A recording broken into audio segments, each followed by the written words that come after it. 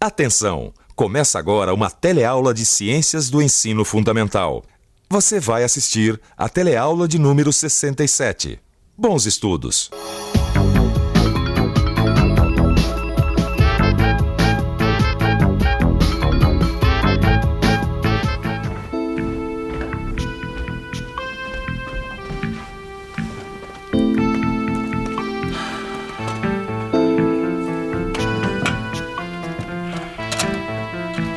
A menina parece estar muito mal. Aquele ali você já conhece, é o Linneu. Só que na teleaula de hoje, além de ele ser o Linneu, ele vai estar representando um jovem cientista que descobriu o micro-organismo causador do mal de Chagas, o próprio Carlos Chagas. E o Alberto vai ser seu assistente. Tudo isso vai acontecer num sonho que eu vou ter. Um sonho que vai ensinar pra gente várias coisas sobre essa doença muito comum no Brasil. Ah, tem mais. Na teleaula de hoje, você também vai ver várias coisas sobre os inseticidas. E agora, com licença, que a nossa quer dizer que o meu sonho vai começar. 1909. Durante um intervalo em suas pesquisas sobre a malária em Minas Gerais, o jovem médico e cientista Carlos Chagas é chamado para atender a pequena Berenice. Ela está com muita febre. É bom você recolher uma amostra de sangue. Segura aqui. Segura.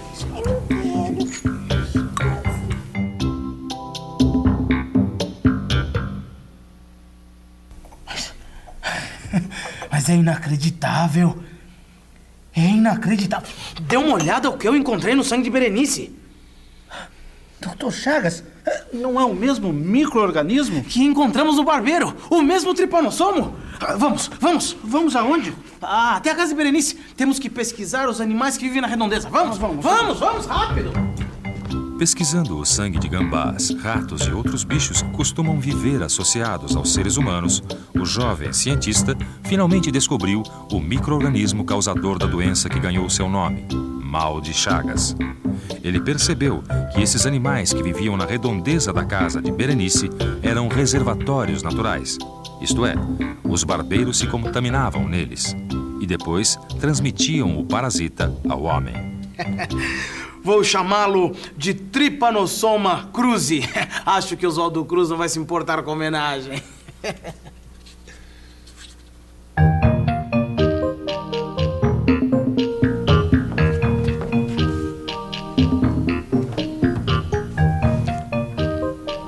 Meu Deus! O Dr. Carlos Chagas morreu. O Dr. Chagas morreu em 1934, mas Berenice sobreviveu. O Trypanosoma cruzi nem sempre leva à morte.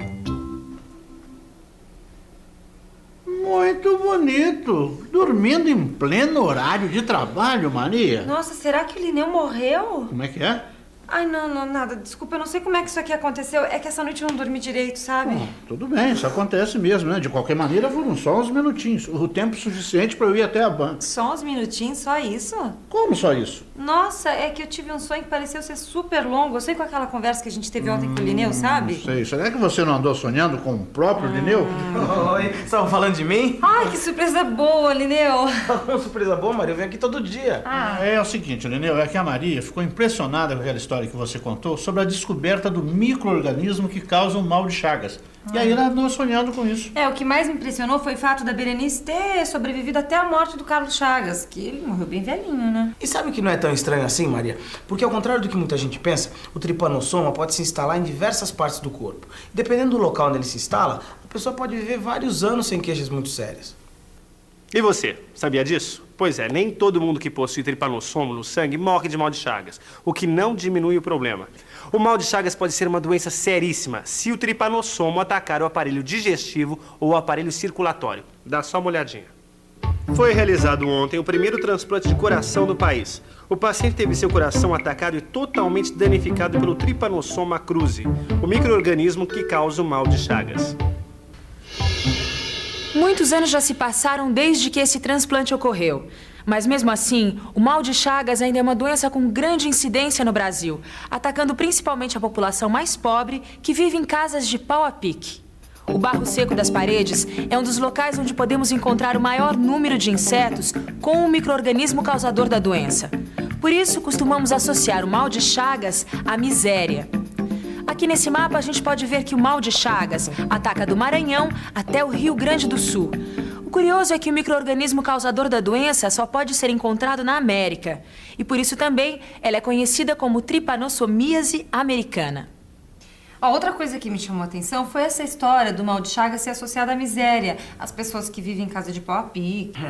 Por isso mesmo, Maria, que ter casa de alvenaria, ter água encanada, ter esgoto, não é nenhum luxo. É uma questão de saúde, né? Ô, Lineu, o micro-organismo foi descoberto no início do século e até hoje não se resolveu esse problema?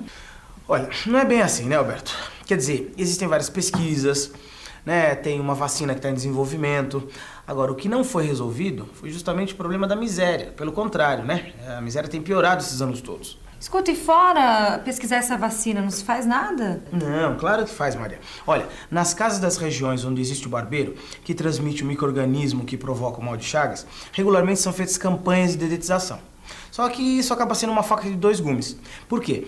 Os inseticidas, por um lado, matam os insetos, mas por outro lado, prejudicam a saúde. Como assim? Inseticidas? Risco à saúde? É isso aí. Existem basicamente 3 tipos de inseticida. Alguns deles mais e outros menos perigosos, isto é, que causam menos ou mais danos à saúde. O problema é que dependendo do que pretendemos combater, não tem jeito. Tem que se usar um inseticida mais poderoso. Aqui eles explicam direitinho. Olha só. O controle dos insetos pode ser feito de 3 formas principais: através de inseticidas químicos, biológicos e integrados. O que vai determinar qual inseticida a ser usado é o tipo de inseto a se combater, o tamanho do local, se é uma plantação e de quê, e ainda se existe ou não uma população na região. E por isso cada um deles tem um objetivo e uma aplicação diferente.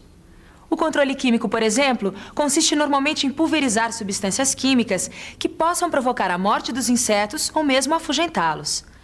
E são 2 as formas de controle químico. A primeira delas é conhecida como controle químico natural. Essa eu não entendi. Controle químico natural? Como é que uma coisa consegue ser química e natural ao mesmo tempo? Olha, Alberto, não é difícil de entender. Vou te dar um exemplo. Nas folhas aqui dessa margarida, tem uma substância química chamada piretro, que também pode ser usado como inseticida. Tá vendo? É um exemplo de uma substância química e natural. Eu conheço outro exemplo, Lineu. Lá no sítio eles usam fumo de corda misturado com água para atacar os insetos nas folhas de couve. É por causa da nicotina no fumo. Mas isso é perigoso. Perigoso? É. Mas não é uma forma química natural?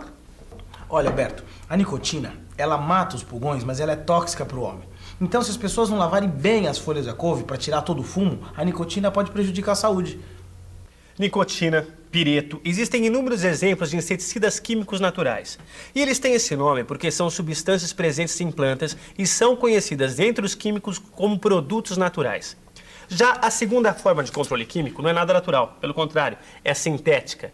Essa matéria explica direitinho, conta até a história dos inseticidas químicos sintéticos. A partir da década de 30, a indústria química entrou em mais um ramo rentável da economia, o setor de defensivos agrícolas. De lá para cá, foram desenvolvidos diversos tipos de inseticidas que tomaram o lugar dos sais de arsênio e do mercúrio, sais com um alto grau de toxicidade.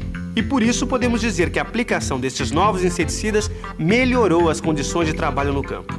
Além disso, a produção de inseticidas em larga escala contribuiu também para o aumento da produção agrícola. Nossa, essa é uma boa notícia. Os inseticidas sintéticos melhoraram as condições de trabalho no campo e ainda aumentaram a produção.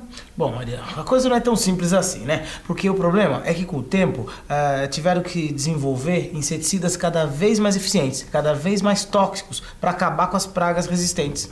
Interessante. Com o tempo, os inseticidas ficaram mais tóxicos. É que é mais tóxicos, menos tóxicos. O que você quer dizer com isso? Olha, Maria, uma substância considerada tóxica quando ela provoca alguma alteração no organismo, que pode ser desde uma simples irritação, podendo chegar até a morte. Morte? Ih, agora não entendi nada. Os inseticidas sintéticos podem provocar a morte? Mas você não acabou de dizer que eles até podem melhorar as condições de vida no campo? Peraí, melhor ir com calma, senão fica confuso mesmo. Acontece que os inseticidas químicos sintéticos são divididos em 4 classes, e cada uma delas exige um cuidado diferente na sua aplicação. Tomando as precauções indicadas, não tem perigo. O problema é ir usando assim, sem atenção. Nesse quadrado aqui tá tudo explicadinho, olha só. As aplicações dos inseticidas das classes 1 e 2 com faixa vermelha e amarela devem ser feitas por pessoal treinado, seguindo precauções como não expor nenhuma parte do corpo, usando luvas, máscara, óculos de segurança, camisas e calças compridas.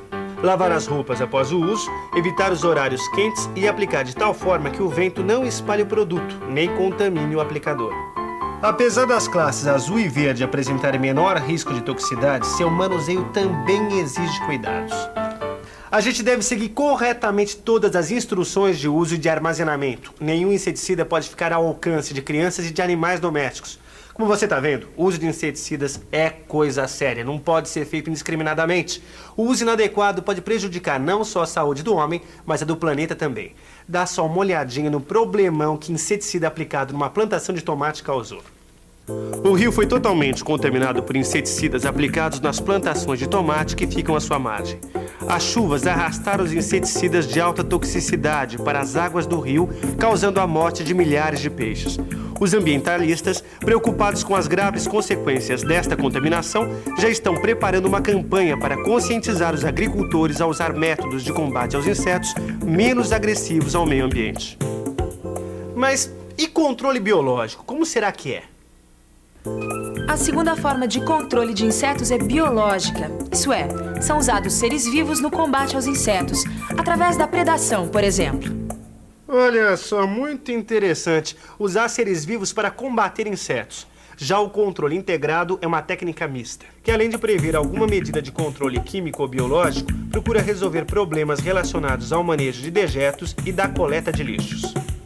Bom, falando em coleta de lixo, eu tenho aqui que eu vou terminar de preparar uma aula que eu vou dar justamente sobre isso, sobre controle integrado. Puxa, a nossa conversa rendeu bastante hoje, né? A gente começou conversando sobre o mal de Chagas e terminamos com os inseticidas. É justamente porque hoje em dia a forma principal de combater o mal de Chagas é através da aplicação de inseticidas, né? Mas sabe o que eu acho? Que o jeito mesmo era acabar com a miséria, viu? Ah, Maria, como sempre, sonhadora. Sonhadora, tá bom. É o que eu acho, tá? O que é? Vocês vão brigar, é isso? Imagina, eu não vou perder meu tempo brigando com o Alberto, não.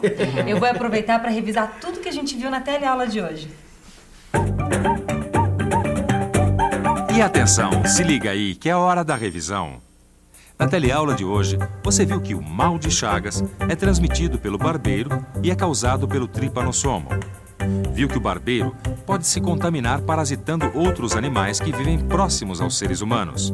Viu que apesar da doença ter uma evolução relativamente benigna, na maior parte dos casos podem ocorrer manifestações muito graves. Viu que o controle de insetos pode ser feito de 3 formas: químico, biológico e integrado. Viu que os inseticidas têm sido usados no combate de muitas doenças transmitidas por insetos. Mas viu também que os inseticidas apresentam riscos para os seres humanos e ao meio ambiente, e por isso devem ser usados com muita cautela. Bom, agora é abrir o livro e estudar. No seu livro você vai aprender muito mais coisas sobre os inseticidas e o mal de Chagas. Bons estudos e bons sonhos!